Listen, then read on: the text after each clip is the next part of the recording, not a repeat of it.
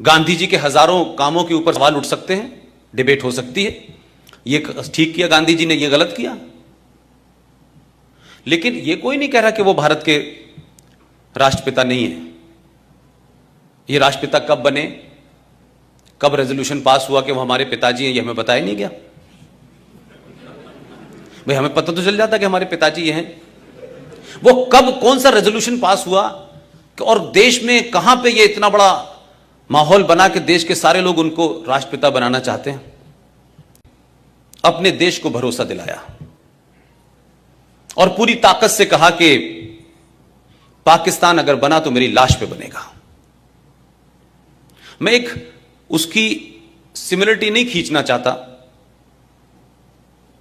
और उस दौर में बहुत सारे लोग थे जो गांधी जी को, उनकी क्या ताकत थी कि जब वो नोआखली के दंगों में गए तो जहां हिंदू मुसलमान लड़ रहे थे, हाथों में तलवारें थी लोगों ने हथियारों से, हाथ से उनके तलवारें गिर गईं। गांधी जी के कहने से इतनी स्ट्रांग अपील थी। तो नाथूराम गॉडसे को भी लगा कि ये देश महफूज है, कम से कम ये गांधी के होते हुए नहीं होगा। आप में से किसी ने 15 अगस्त 1947 को जब इस दिल्ली में जश्न मनाया जा रहा था तो बंगाल में और पंजाब में क्या हो रहा था, ये किसी को अंदाजा है? ये क्यों नहीं देश को बताया गया? और हिंदुस्तान के कौन से डॉक्यूमेंट में लिखा है कि 15 अगस्त 1947 को भारत आजाद हुआ था? कोई डॉक्यूमेंट नहीं सरकार के पास। नेशनल आर्काइव दिल्ली में चले जाएं, उसमें लिखा है 15 अगस्त 1947 को ट्रांसफर ऑफ पावर हुआ है। लेकिन हम गीत गा रहे हैं आजादी के।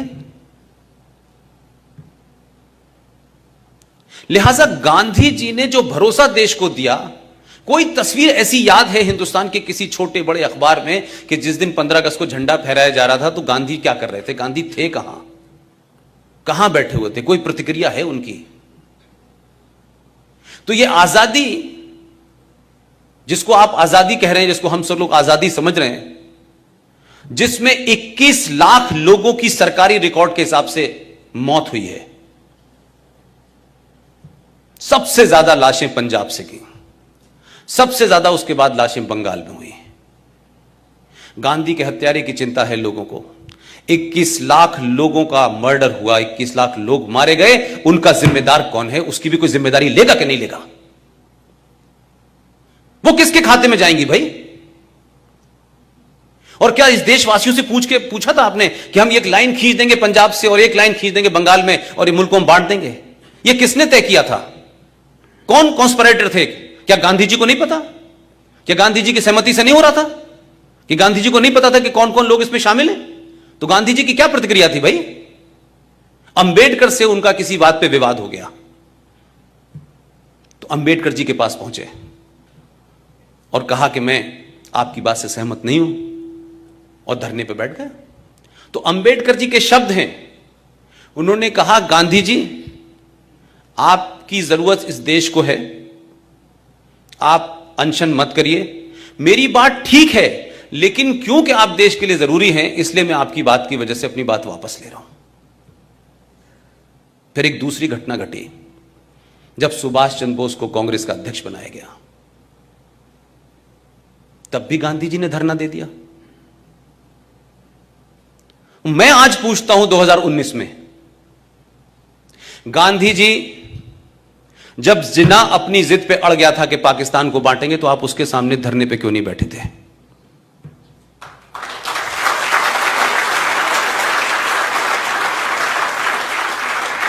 आप धरना देते, कुछ भी करते, ये देश नहीं बंटने देते ना।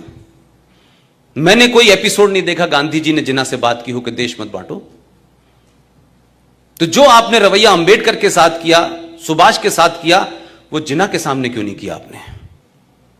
आप ऐसे अमरण अनशन पे क्यों नहीं बैठे कि नेहरू के ऊपर भी दबाव बन जाता?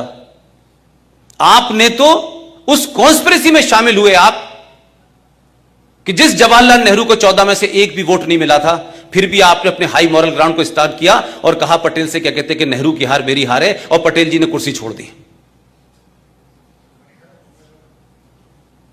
तो पहली ईवीएम हैकिंग तो आपने तब कर ली थी और ओपनली किया आपने।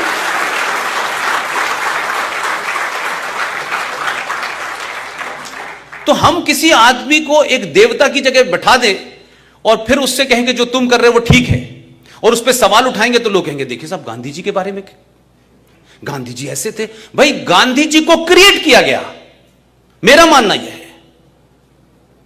अंग्रेजों को कोई पागलपन का दौरा नहीं पड़ा था कि उनके अपना एक अंग्रेज जो कलेक्टर था उसने कहा कि मैं कांग्रेस पार्टी की नींव रखता हूं, A.O. ह्यूम, और तुम हमें मारना और हमें यहां से भगा देना। इतनी सहमति तो मैंने कहीं नहीं देखी आज तक। और मैं कहूं कि पूरी कांग्रेस पार्टी का चरित्र देखें अगर आप, ठीक है कि उसमें बहुत सारे लोग गए, फिर वापस निकल आए, फिर अलग अलग जगह चले गए, लेकिन कांग्रेस पार्टी का पूरा जन्म और कांग्रेस पार्टी की अप्रोच में कुछ लोगों को आप देखें कि जैसे ही इस देश में गरम दल का जैसे ही वो आगे बढ़ता था, तत्काल गांधी जी अनशन, अहिंसा, हम ये नहीं करेंगे, हम वो नहीं करेंगे। जब भी मैंने देखा कि ये ताकतें आगे बढ़ी, गांधी जी खड़े हो गए बीच में आके। और वही ग्रुप जिसे मैं चंडाल चौकड़ी कहता हूं, वही उनके साथ थी। सुभाष बाबू के मामले में गांधी जी ने अनशन किया था, वीर सावरकर के लिए अनशन किया था।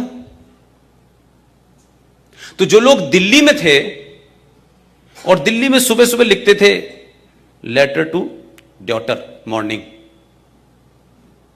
दोपहर में भी लिखते थे, शाम में भी लिखते थे। अंग्रेज पूछता था ब्रेकफास्ट में क्या लेंगे और फिर खाने में क्या खाएंगे। ऐसी जेल अल्लाह करे पूरे देश को दे दे। और एक आदमी, हजारों लाखों लोग अंडमान से लेकर सब जगह थे, उनकी कहीं इस देश में जिक्र नहीं है। तो हम ये माने कि जो हमने नींव रखी है इस भारत की, ये एक बार ढह जाए तभी ठीक है, ये बगैर ढहे नहीं हो सकती।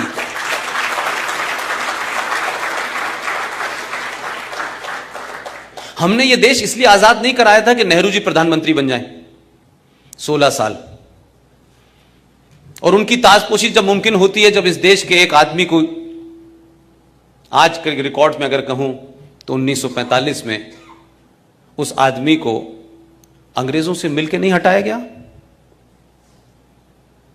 क्या सुभाष चंद्र बोस 1945 में गायब हुए, उसमें नेहरू जी के अलावा दूसरी फोर्सेस नहीं थी? और ये बात मैं इसलिए कहता हूं कि अब से 6 महीने पहले जो हम लोगों की पिछले 4 साल से लड़ाई चल रही थी, वो पूरे तौर पे समाप्त हो गई। आप सबको पता होगा कि 6 महीने पहले हम लोगों ने सुभाष चंद्र बोस के सिलसिले से जो सिलसिला चल रहा था कि उनके सारे डॉक्यूमेंट को डीक्लासिफाई किया जाए, वो क्लासिफाई भी हुए। लेकिन बड़ी लड़ाई यह थी कि भारत का प्रधानमंत्री पहली बार आजाद भारत में 15 अगस्त के अलावा 21 अक्टूबर को जब सुभाष चंद्र बोस ने यूनाइटेड भारत में आजादी की घोषणा की थी, उस वक्त मेरा ख्याल है कि दुनिया के 11 देशों ने उसको मान्यता दी थी। यह डर कांग्रेस के लोगों को लगा कि हम तो ट्रांसफर ऑफ पावर में बैठे हैं कि हमारा नंबर आने वाला है, ये बीच में कहां से आ जाएगा। तो क्या कॉन्स्पिरेसी हुई कि 43 से 45 तक सुभाष गायब हो गए, और अभी 6 महीने पहले जब भारत के प्रधानमंत्री 21 अक्टूबर को भारत के लाल किले पे 15 अगस्त के अलावा दोबारा गए और झंडा फहराया।